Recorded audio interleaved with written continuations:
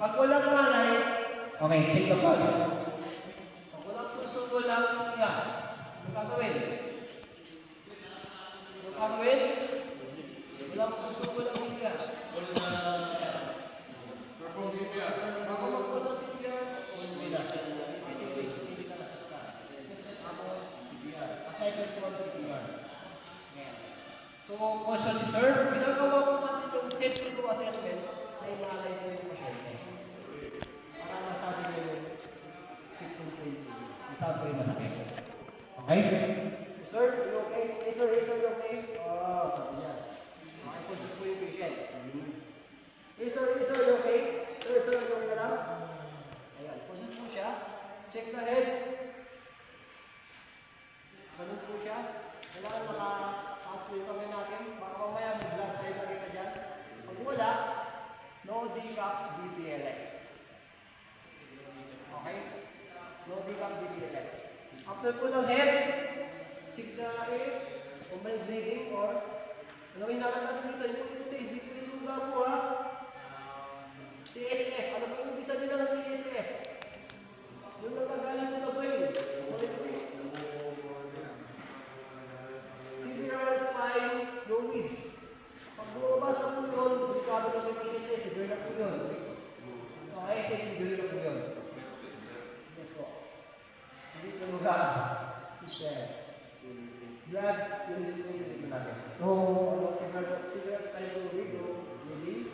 Tapos, punta tayo sa sunod natin. Kulang-kulang. Check natin kung saan nagagaling yun. Kung nagagaling blood. Kung walang sulat, hindi sabihin. Hindi natin alam sir. Maaari sa hospital na mag-exam sa patient. Basta ilog natin, yung bleeding, para alam natin kung po yung i-endorse natin sa hospital, sa nurse. Okay po? Then, check the yung pin light. Hindi po very po yan. Masakit sa mata po yung pin light. Kailangan slide. Simula sa pagitan ng ng mata, papunta sa'yo. Kung tinulong po ako, ulit na po yan. Nasa makuha ko po siya.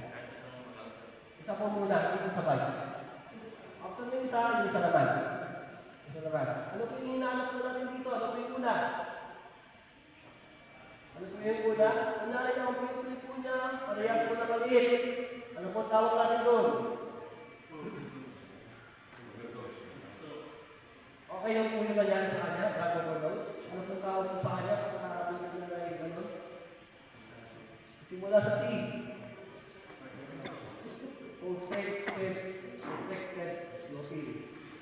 Constricted na po siya. Pag constricted na po siya, ano po nangyayari po sa kanya? Drug overdose or heat stroke. Okay? Ano po? Ano po yung pangalawa? Naiinit na po siya. Shock or bleeding. Ano po yung mga ito?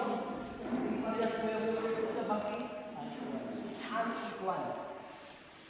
Pag unequal na po siya, ano po tawag, ano po nangyari sa kanya? Stroke or head injury. Nakuha po ba? Ayan. Tapos na tayo sa Philippine, punta tayo sa mouth. Ayan. Kidney. Tignan natin kung mayroon po obstruction sa airway po na. Kung may obstruction, kung tignan yung po, di ko makuha, kung may na-extend natin. Tignan swipe po. Pero make sure na naka-gloves po tayo. Hindi yung nakakita lang. Baka kung nakakita lang po tayo, habang po natin, sugat sila lang nila. Okay. Pero kung hindi tayo nabubuking, huwag. After po sa mouth, check the nose. Then, check the neck. Kapain natin. Ang batok.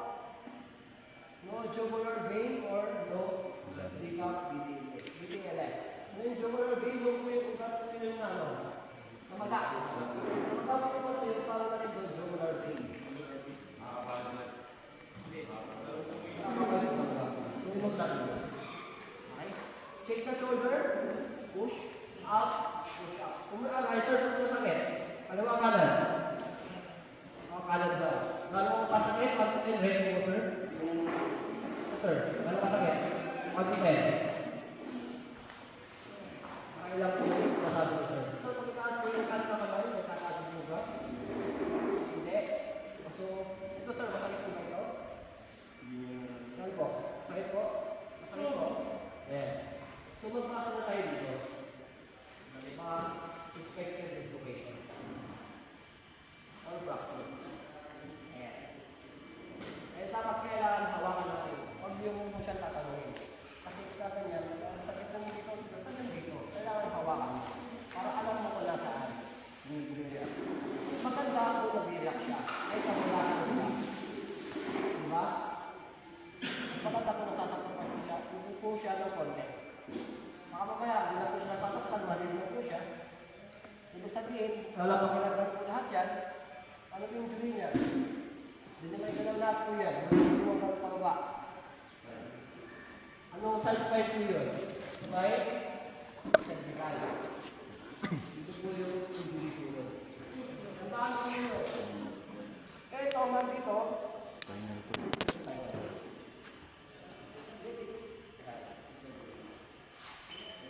Mula dito, hanggang dito, ito yung cervical natin. Cervical spine natin.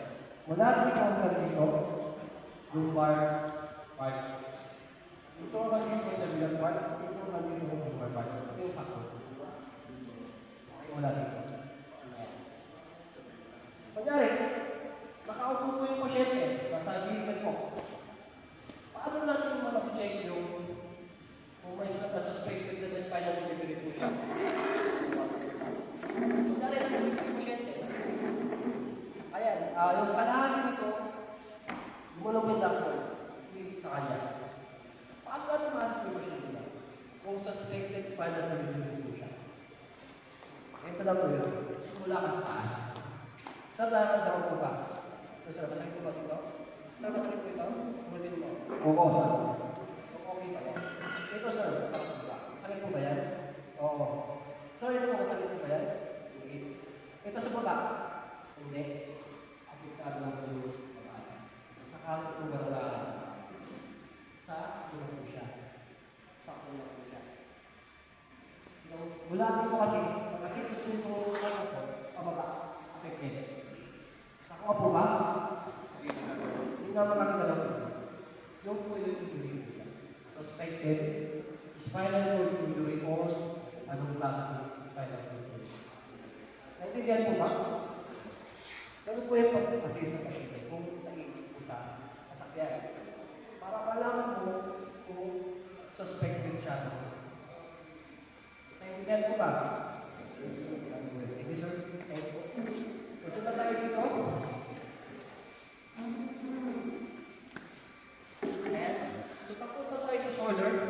Tapos, head control. Si head immobilizer. Hawak niya po yan. After po niya, kailangan meron po tayong sigulars. Sigular. Ayan. Ito po yung sigular. Pag vehicle accident, ating po yan. Pag hindi nakakalaman, apply sigular. Tuloy na higa. Nakahiga. Pero kung nakaupo, common sense na yun. Matik yan. Matik na yun. Matik. Pag nahiga. Pag hindi siya nahiga.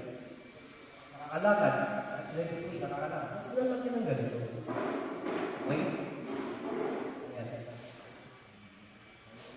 So, paano mo nilalagay mo yung nakadesign po niya para pang-ibaba po siya? Ito po yun. Chin. Okay? Sir, nalagyan na namin sa singular. Masuk na po, 1, 2, 3.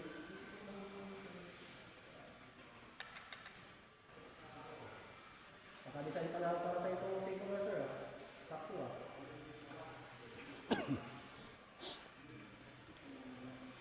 Ayan. Ang purpose nito para hindi niya gagalaw yung tubiga. Para immobilize yung head part of the okay? So, tapos na tayo dyan. So, eto, ang gagawa nito, hindi po yung nag-a-assist na dito to assessment. May kasama ka. Split, apply split, yung kasama mo, iba. Kasi si Sir Bipin, si Sir na first aid sa injured part ng pasyente. Kasi hawak na yung kilo. Sa ambulance po, ilan po yung maximum? Hindi. 4. 4 po yung maximum na kasakay sa ambulance. Ilan po yung minimum sa ambulance? Minimum? Ang nakasakay na responder? 2. 2 po yung minimum. Kasi sa patient transport, hindi pwedeng driver lang sa minimum. Kailangan na meron po siyang crew. Kasi case na magpares po yung pasyente merong pag-aasa sa kanila. Hindi pwedeng nag-drive ka na nag-CCPR ka pa. Mahirap po yung gano'n. 1 man team to you. Kailangan 2. Yung po yung minimum po ng sa ambulance na personnel. Maximum 4. Pero sa response, 3, 4. Huwag po kayo magdadalawa. Patient transport, 2. Sa response, sa vehicle accident, 3, 4. Kasi pag dalawa lang kayo, hirap kayo doon. Nahirapan kayo. Okay? Baka yung pumayag na dalawa lang kayo na sumakbo sa vehicle accident. Then, si Chess po, hatiin natin na 2 po. Upper case po. Ganun po yung pag-assist natin. No D-Gap, BPLS. Mga 2 po. No D-Gap, BPLS. Kung babae po yung pasyente natin, tama ko ba yung ginagawa natin? Hindi. Kasi may masilang na bagay po yan. Pwede natin makawakan. Pwede natin makawakan po masilang. Pwede natin po yung makawakan. Or kamag-anak na yung patient. Kung babae po yung pasyente, lalo pagkamaganda. Diba? Ganun talaga. Okay? Kung babae po yung pasyente, tulak lang po siya. Tulak mo, kung may pain po yan, mag-relax po siya. Kung ayaw mong gawin yun, paubuin mo po siya. Sir, baka mo ba? Pag-ayaw po siya, okay po yung BRS po yan. Pero kung hindi siya mag-aupo, sabi niya, hindi sabihin na case hirap po siya po. Naiintindihan po ba? Nakakasunod po ba? Okay. So, okay na po tayo sa chest. Punta tayo sa abdominal. Hatiin natin ang 4 na quadrant. Yung abdominal. Focus on this. Kahalakan po natin dito yung scale, density, tenderness. Okay? Sa upper, mapapagawa ko sa kaya kasi di mo lang po siya. Pero sa actual, mabilis na po. Okay? Din natin yan. Ano po tawag dito? Upper left, abdomen po siya. Okay? Sir, masakit po ba? Masakit. Saan po banda po yun? Saan po banda? Note natin, upper left na abdomen. Pusit tayo sa upper, sa kabila. Upper right. Sir, masakit po ba? Hindi. Dito sa kabila, sa lower left. Sir, masakit po ba? Masakit daw. Lower left. Sa abdomen. Sa lower right. Sir, masakit po ba? Hindi. Upper and lower left, vein. Gano'n kasakit po? Yes. Kaya matakas, okay? Para pagdating sa hospital, nurse mo, tatagpo ka na yun. Sabihin mo sa hospital. Pabilisan lang po yun. Hindi ko na siya, pati mo sa hospital, nagmula yung patient sa hospital, huwag po ba yun? Kung dati po kayo na ito, kaya naman yung story mo. Para kasi kasuhin po yung pasyente natin. Okay? So tapos na tayo sa abdominal. Proceed tayo sa hips. Up, push, up. Kung may pain po yan, mag-relax po siya. Pag ginagawa natin. Okay? Kung wala si 1%, hayaan na natin yan. Privacy na po yan. Okay, si 1%. Proceed tayo sa second part. Chest, vertebra, abdominal, upper extremity, lower extremity. Ito, head, chest, abdominal, upper extremity, lower extremity, back. Okay? More silence. Back. Naiintindihan po ba? Ito tayo sa lower extremity. Ayan. Kung mas malapit sa atin, tayo muna. Hindi pwedeng buo po yan. Kasi once ang buo po naman natin, ano tayo dugo?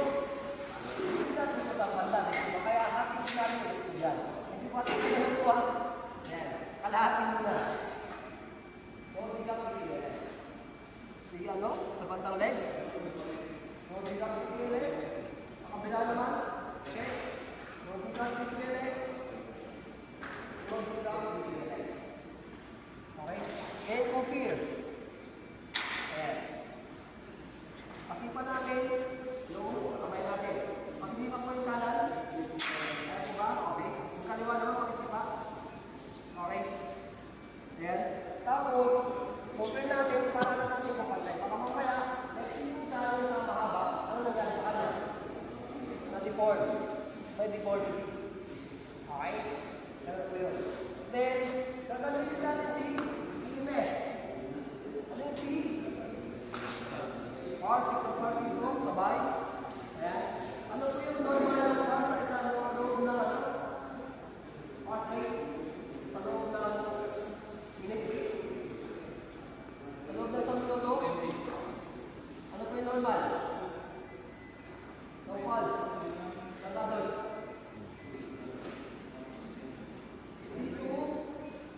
62, 90 or 100 para isang minuto. Yung normal po yun. Sa akin po, ano po. Then, motor. Ano po yung motor? Dito mo po sa po movement. Paggalaw. Sir, natataas po yung ano? Kanan na pa ako itaas. Nag-follow instruction. Ayan. So, ibig sabihin, baka may mental. Okay? Bakit tayo dun sa akin? Dun sa akin. Ano yung namin sa ano ba wala sa akin? Ano ba wala dyan sa akin dito? Baka nangyari sa akin. Baka natanong siya lang. Pag hindi naman nangyari sa kanya, hindi naman nasan siya lang nangyari sa kanya. Bakit hindi siya magkakaroon? Ano po? Hindi siya? Hangover? Makalasing? Mental disorder. Ano ba? Sabi ko niya kanina, Ano? disoriented po siya. Disoriented. Okay? Disoriented po yung patient. Pagkakalo. Note natin doon. Disoriented patient. Okay? Then, tapos na sa ano? Motor. Naman naman, sensation. Diba, PAMS po siya. Sensation. Pakiramdam. Body part ng katawan niya. Sir, nararamdaman mo ba ito? Nararamdaman? Sa'yo po ba? Okay. Ito po, saan ba po yun? Saan banda? Kanan. Ito po, masakit po ba ito? Hindi. Masakit po, hindi. Hindi. Okay po. So, nagtatataas po ba? Ito dun sa motor? Nagagalaw? Okay naman po siya. Ibig sabihin, damness lang po siya. Don't natin. Damness lang. Then, isingit natin si capillary field sa may ano, kung nakashoes po siya, tanggal natin yung sapatos para ma-check natin si capillary field. Check natin yung capillary field dito para malaman natin kung normal yung circulation ng blood po dito. Isingin yung kuko, malalaki. Paano puputok po yan? Saan natin i-check? Dito sa gilid. Bigil lang natin. Okay? Pero pag normal po yan, buo po yung panya, sa yung kuko. Ano po yung normal po na ano, bilis po tagal? Ano katagal? Gano'n kabilis? Isang seconds? 2 to 3 seconds po siya. Okay po? Tapos na tayo sa ano? Sa lower extremity